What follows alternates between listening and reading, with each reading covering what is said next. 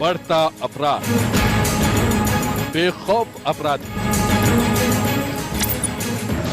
तार तार होती आबरू, कलंकित रिश्ते,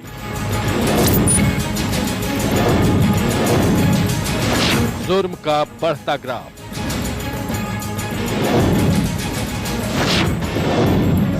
दहशत के साए में जिंदगी,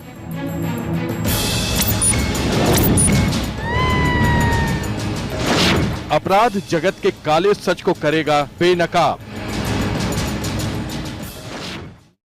महाराजगंज कोतवाली पुलिस ने विगत शुक्रवार की रात क्षेत्र के नरई मजरे 52 बुजुर्ग बल्ला गांव में सड़क के किनारे गड्ढे में मृत पाए गए 18 वर्षीय किशोर मोनू पुत्र हीरालाल की मौत के राज का खुलासा किया।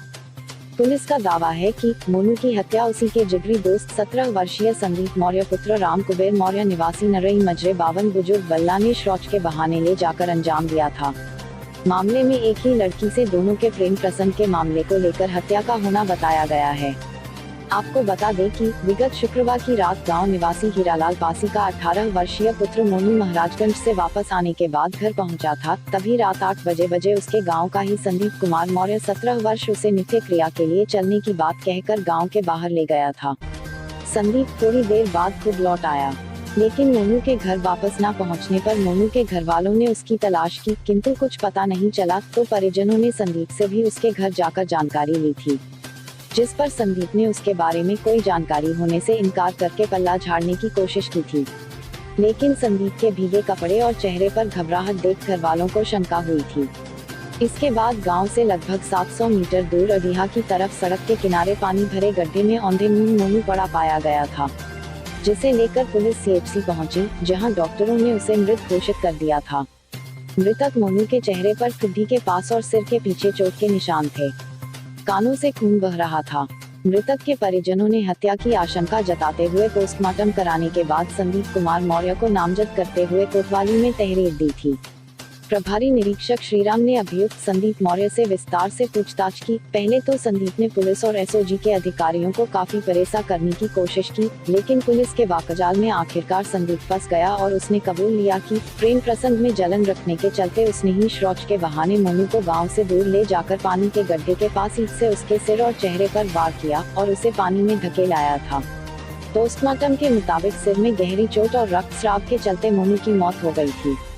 17 वर्षीय संदीप कुमार के जुर्म इकबाल कर लेने पर पुलिस ने मौके पर पहुंचकर उसकी शिनाख्त पर हत्या में प्रयुक्त ईंट भी बरामद कर ली है और अभियुक्त संदीप कुमार को नियमानुसार चालान कर दिया गया है।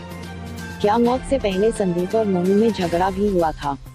नरई गांव से मिली जानकारी के मुताबिक मौके पर संदीप और मोनू के बीच पहले हाथापाई भी हुई थी। यह भी पता चला है कि मारपीट के दौरान संदीप के कान पर चोट भी आई थी। घर वापस लौटने के बाद संदीप बाइक से महाराजगंज कस्बे गया और अपना इलाज करवाकर लौट आया था।